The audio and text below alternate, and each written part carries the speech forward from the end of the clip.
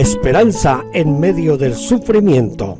Un estudio inductivo en las cartas del apóstol Pedro con el pastor Víctor Manuel Buitrago Cruz. Bienvenidos a este apasionante estudio en la palabra de Dios. Dios le bendiga.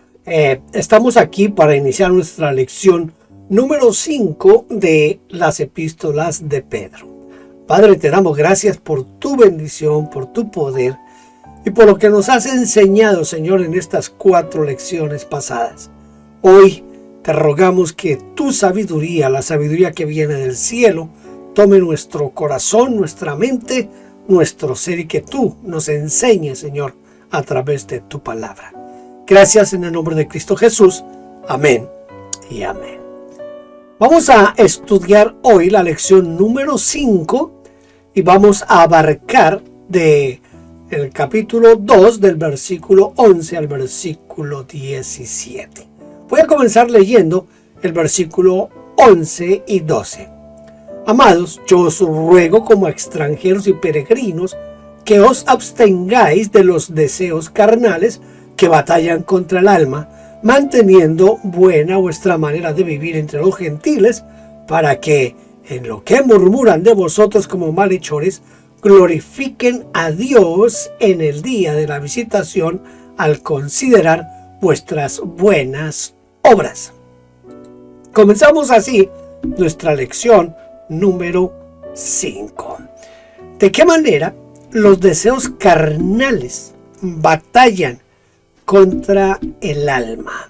Es una buena pregunta, ¿verdad? ¿De qué manera los deseos carnales batallan contra el alma? Los deseos carnales no solo son tentaciones sexuales, casi siempre los llevamos hacia el sexo, ¿verdad? Sino todos los deseos que batallan contra el alma y que si no se les pone freno, límites, se convierten en las obras de la carne. El apóstol Pablo dice que son relaciones sexuales prohibidas, impurezas, desvergüenzas, culto de los ídolos y supersticiones, odios, celos y violencias, furones, ambiciones, divisiones, sectarismo, desavenencia, envidias, borracheras, orgías y cosas semejantes. Esto dice en la versión latinoamericana. Al decir que estos deseos batallan contra el alma, está señalando que luchan contra lo que somos.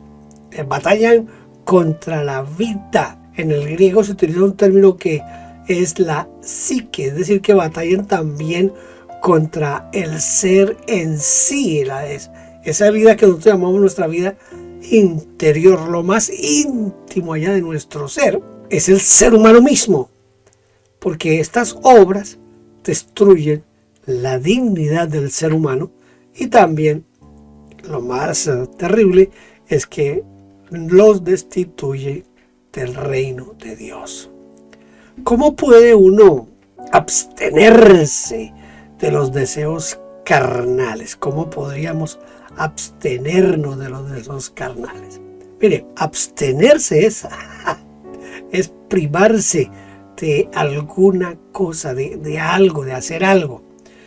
Según el apóstol Pedro, uno puede abstenerse de los deseos carnales manteniendo buena manera de vivir entre los gentiles. Es decir, viviendo una vida realmente cristiana entre los que no son creyentes.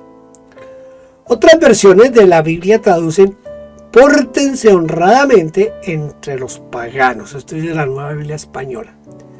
Lleven una vida ejemplar entre los que no conocen a Dios. La versión latinoamericana.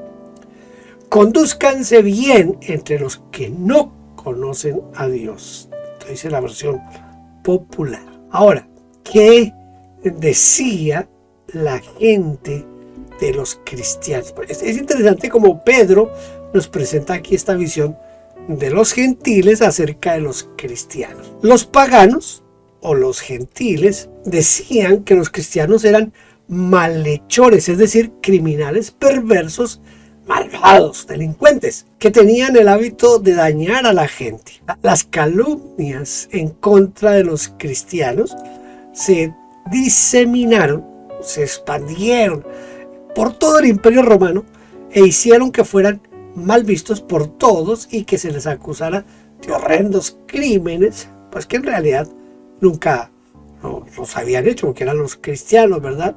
Esta mala fama desató terribles persecuciones. Fueron torturados, fueron asesinados, pero no pudieron detener el avance del Evangelio, porque haciendo el bien, destruyeron el mal y cambiaron el curso de la historia. Es más o menos lo que está pasando con la iglesia en nuestros días. Usted entra a las redes sociales, especialmente por ejemplo al canal de YouTube, y usted encuentra allí todo tipo de acusaciones contra la iglesia. La principal acusación es que todos los pastores están estafando a los creyentes sacándoles el dinero. Hasta cierto punto, ese tipo de críticas pueden tener cierta razón, porque usted sabe que los nuevos falsos apóstoles se inventaron una cantidad de cosas, los pactos y yo no sé, la siembra y una cantidad de cosas que lo que han hecho es sacarle el dinero a la gente para ellos vivir bien. Entonces la gente ve que los pastores viven súper bien, tienen buenos autos, buenas casas, buena ropa, buenos relojes, buenos zapatos, mientras que los creyentes aguantan hambre. No todos, desde luego, pero una parte de la iglesia tiene gente muy pobre a la cual la iglesia no auxilia. Entonces, en ese caso, ciertas críticas a veces están fundadas en la verdad. ¿Cómo la iglesia del primer siglo combatió el que los llamaran antisociales, criminales y todo lo que dijeron de la iglesia? Muy sencillo. Hicieron solo el bien. Que hoy dicen que las iglesias son ladronas y que todo lo que hacen es sacarle el dinero a la gente, porque la iglesia no trata de hacer programas de ayuda a los pobres, beneficiar a los pobres. Yo conozco una iglesia, de esas que llaman mega iglesia, donde ellos tienen un colegio. Es un colegio, supuestamente es un colegio bilingüe. Y un día entrevistaron al pastor porque una periodista lo está cuestionando en cuanto a los ingresos de la iglesia, en cuanto al modo de vivir de él y eso. Él dice, no, nuestra iglesia tiene programas sociales, nosotros tenemos un colegio y con ese colegio estamos dando ayuda a los pobres. Pero escúcheme, ese colegio que supuestamente está para ayudar a los pobres, cobra una mensualidad a cada estudiante que es el equivalente a un salario mínimo mensual de ese país. Un salario mínimo mensual. Entonces piense usted en una familia pobre que tiene 2 hijos y que quiere que estudien en el colegio de la iglesia. Tiene que disponer de 2 salarios mínimos mensuales para pagar los estudios. ¿Quién puede hacer eso? No, pero el pastor sale a decir que tienen un programa social de ayuda a los pobres a través del colegio. Eso es lo que hace que la gente hable mal de los cristianos. Eso es lo que usted y yo tenemos que hacer y tenemos que evitar. ¿Cómo lo evitamos? Sencillo. Si realmente esa iglesia tiene ese colegio para ayudar a los pobres, béquelos, no les cobre ningún tipo de pensión en el estudio, no les cobre mensualidad, béquelos. Denles una beca o ponga eso a tarifas que no suban, por ejemplo, del 10% de un salario mínimo mensual. ¿Se da cuenta? Pedro nos dice aquí en esta epístola, él nos dice que la forma de que la gente no hable mal de nosotros es haciendo el bien. Es la única manera. Lo que nosotros digamos o hagamos. Usted ha escuchado el dicho aquel que nuestros hechos hablan más fuerte que nuestras palabras. Entonces hay que tener cuidado con eso. ¿Cuándo glorificarán a Dios los que hablan mal de los cristianos? ¿Y por qué? Bueno, es volver a decir lo que les acabo de decir, pero escúcheme lo que quiero que usted de pronto, si está tomando apuntes, escriba aquí. Glorificarán a Dios el día de la visitación. El día de la visitación es el día en que Dios visita a una persona o a una nación, haciendo que todos sus cuestionamientos y sus dudas se derrumben. Entonces, la oscuridad desaparezca por su luz y la vida nazca en cada corazón. En ese día glorificarán a Dios porque verán y notarán las buenas obras de los cristianos. En ese día se darán cuenta cuán equivocados estaban en sus prejuicios y conceptos y honrarán al Señor. No es fácil. Yo sé que no es fácil. ¿Por qué no es fácil? No es fácil por una sola razón. Porque desafortunadamente los líderes no quieren. Ellos quieren vivir bien y se olvidan de las necesidades de la gente. Voy a leer los versículos 13 y 14. Por causa del Señor, escuche, por causa del Señor, someteos a toda institución humana, ya sea al rey como al supervisor superior y a los gobernadores como por él enviados para castigo de los malhechores y alabanza de los que hacen el bien. Hay países donde esto es como un poquito complicado llegar a creerlo, en el sentido de si realmente los gobernadores están para castigar al malo. ¿Qué es una institución? Una institución es en este caso, bueno, y en cada una de las organizaciones fundamentales del Estado, es un organismo que desempeña una función de interés público. El término en griego se traduce también como establecimiento, fundación, ordenanza y creación humana. ¿Qué instituciones menciona Pedro y a quiénes representarían hoy? Porque usted sabe que la vida en el primer siglo era completamente diferente a la del siglo XXI. Entonces, miremos un poquito sobre esto. Miren, las instituciones a las que debemos someternos y que Pedro menciona son, primero, el rey. Segundo, un superior en cualquier cuadro. Tercero, los gobernadores. Y cuarto, los que son enviados por estas instituciones o autoridades. Como la monarquía fue abolida, bueno, todavía quedan algunos países donde todavía tienen rey. Ustedes saben que yo vivo en Canadá y Canadá tiene reina. Hasta hace poco era la reina Isabel, pero se murió la viejita y ahora el rey es Carlos. Entonces, todavía tenemos rey en algunos lugares, aunque realmente ellos no gobiernan en el sentido de como gobernaban en el tiempo del apóstol Pedro. Pero la monarquía fue abolida en la mayoría de países y no cuentan con reyes.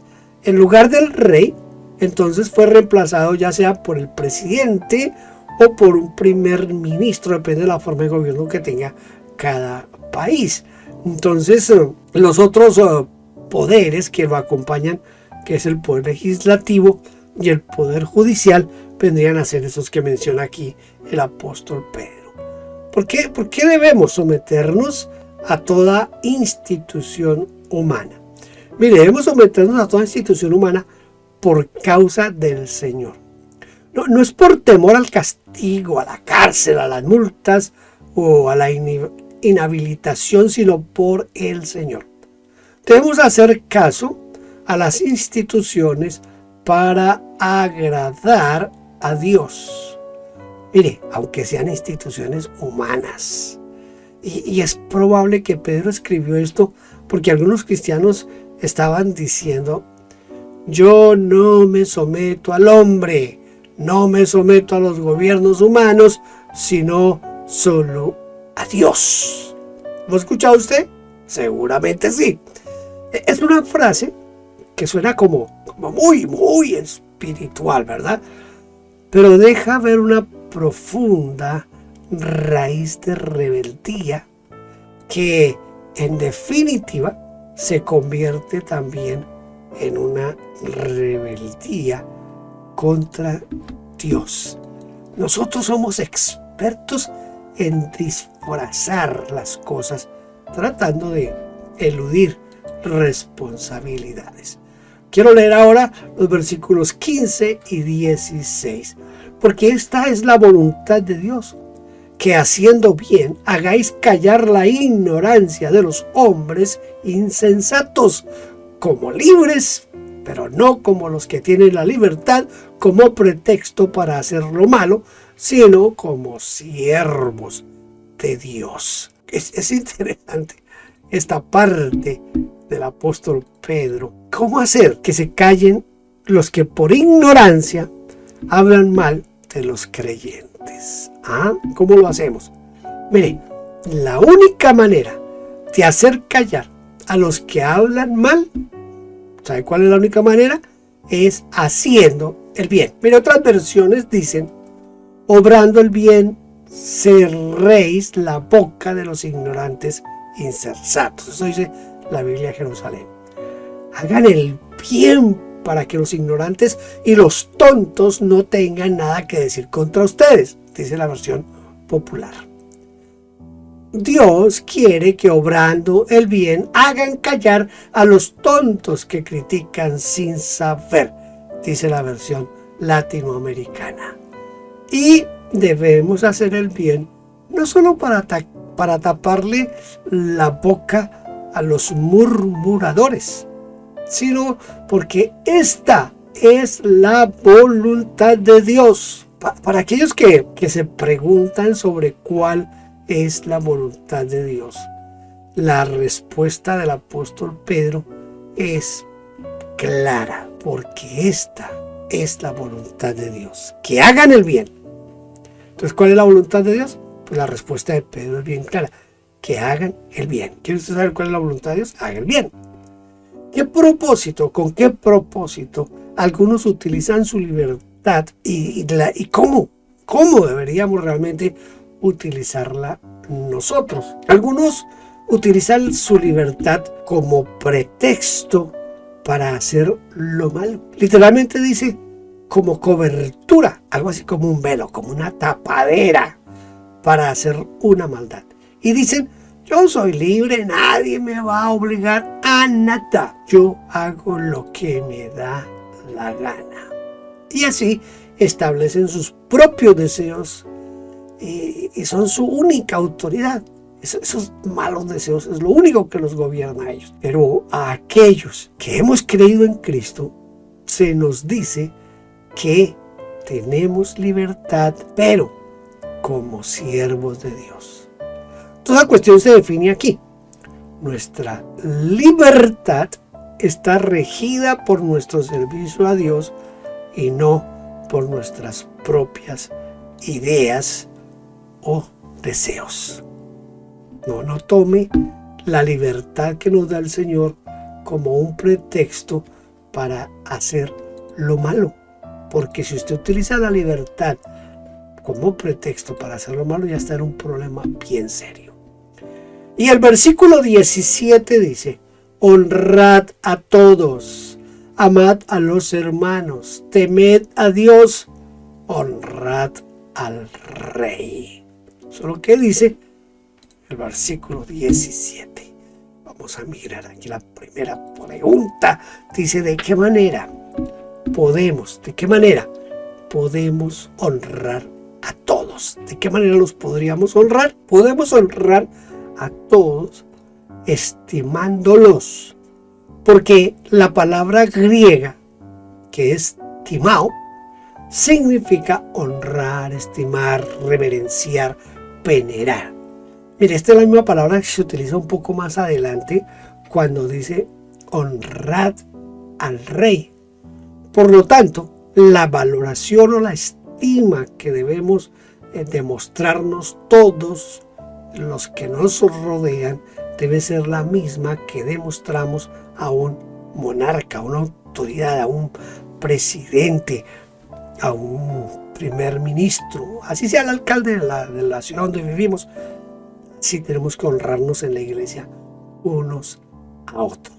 Entonces esto es muy importante para nosotros. Esto significa mucho de nuestra parte porque debemos mentalizarnos que todos tienen un gran valor y que todos deben ser tratados con el mayor de los respetos, la mayor consideración del mundo, dice la Nueva Biblia Española. Así es que tenemos que tratarnos en la iglesia con consideración. ¿De qué manera podemos amar a los hermanos? Usted dirá, pastor, pero esta es una pregunta como un poquito tonta, si pudiéramos decir de alguna manera. Pero escuche, la expresión amad a los hermanos tal vez nos resulta demasiado familiar y nos hace falta decir, pues realmente ni siquiera necesitamos decir nada más.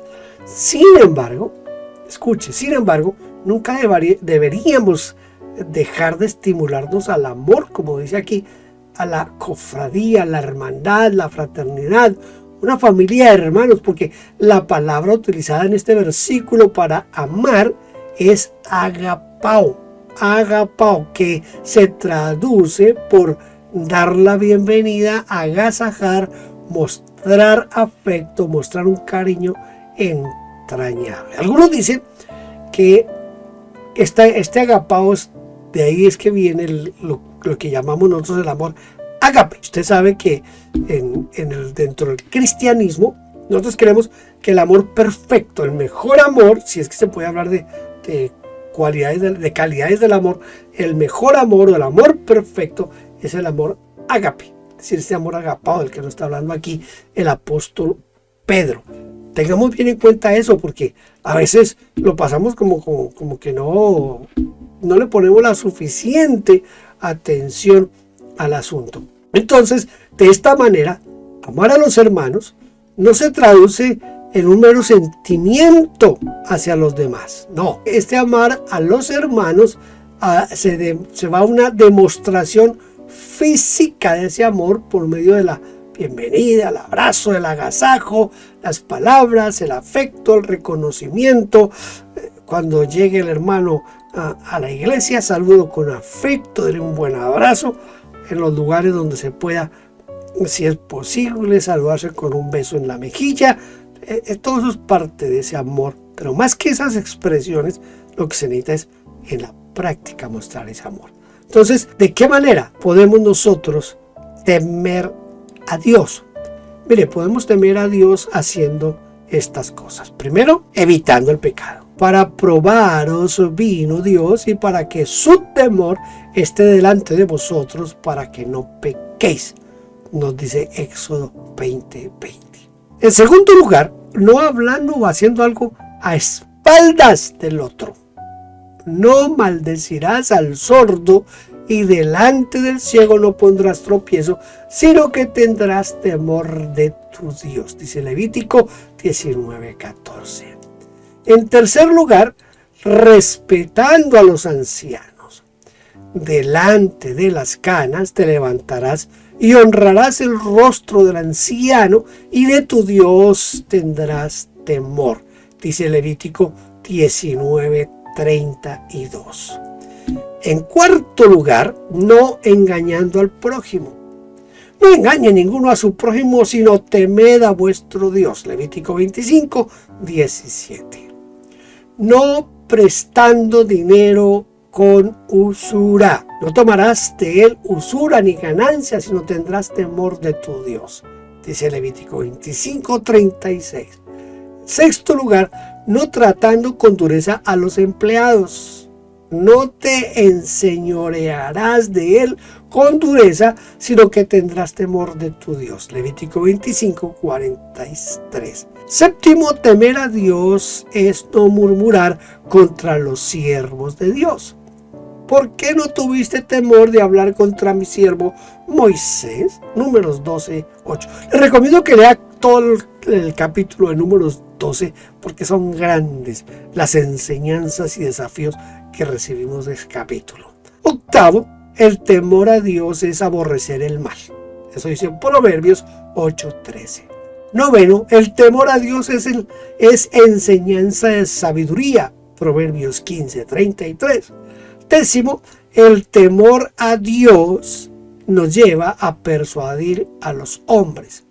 Conociendo pues el temor del Señor, persuadimos a los hombres. Nos dice 2 Corintios 5:11. Décimo primero u 11. El temor a Dios hace que nos sujetemos a nuestros hermanos. Someteos unos a otros en el temor de Dios, nos dice Efesios 5:21. Interesante todo esto, ¿verdad? Vamos a tratar de tener una actividad práctica para esta lección. ¿Cuál será? ¿Hay algo que podemos hacer por el bien de nuestra comunidad o a favor de nuestro barrio? Acuérdense lo que les dije de la iglesia que dice que tiene un colegio para ayudar a los pobres. Podríamos ayudar en la escuela o en el parque del barrio. Yo sé que en la mayoría de países latinoamericanos no existe esto del voluntariado. Quiero, como a manera de concluir aquí en este momento, quiero testificarles. Yo vivo en un país donde hacer voluntariado es algo que es parte de la cultura. El canadiense promedio dedica horas de la semana para ayudar en lugares donde se necesita ayuda. Yo lo he hecho. Yo he trabajado como voluntario en un banco de comida. Yo ayudaba a empacar papas porque venía la gente que necesita alimentos, entonces se les entrega la papa empacada. Empacaba frutas, muchas cosas que yo empacaba en ese banco de comida. Trabajé también, mi última experiencia así más cercana que tuve trabajé con una iglesia anglicana, que ellos tienen un restaurante donde dan el almuerzo de lunes a viernes. Entonces el almuerzo se lo dan a los que nosotros llamamos sin techo, a las personas que no tienen una casa donde vivir, sino que duermen en la calle, viven en la calle. Entonces se les prepara el almuerzo. El almuerzo se preparaba con todas las normas de higiene y habían personas especiales en el menú para que fuera balanceado. Entonces mi trabajo era ayudar a veces a pelar la papa, a veces a lavar los platos, a veces a pararme en la entrada del restaurantico, del lugar donde comían, a darle la bienvenida a cada uno. Yo hacía muchas cosas. Es decir, aquí es una práctica que casi todos la hacemos en algún momento. Busque usted un lugar donde usted pueda ayudar sin que le paguen, donde usted tenga que dedicar un tiempo semanal y hacer presencia allí como hijo de Dios. Eso es muy, muy interesante, hacer esto. Entonces busque un lugar donde usted pudiera hacer esto. Y el versículo que vamos a memorizar hoy es los versículos 15 y 16 del capítulo 2. Dice: porque esta es la voluntad de Dios, que haciendo bien hagáis callar la ignorancia de los hombres, de esos hombres insensatos, como libres, pero no como los que tienen la libertad como pretexto para hacer lo malo, sino como siervos de Dios. La carta Pedro es una carta que nosotros tenemos que llevarla a la práctica, que sea algo de nuestra vida diaria, porque esta es la voluntad de Dios. ¿Cuál es la voluntad de Dios? Que haciendo bien hagáis callar la ignorancia de los hombres insensatos, como libres, pero no como los que tienen la libertad como pretexto para hacer lo malo, sino como siervos de Dios. Esto dice Primera de Pedro 2:15 y 16. Espero que aprenda este texto de memoria, pero más que aprenderlo, que procure ponerlo en práctica. Gracias por haber estado aquí conmigo en esta lección. Lo espero en la próxima lección. Dios le bendiga. Hasta entonces.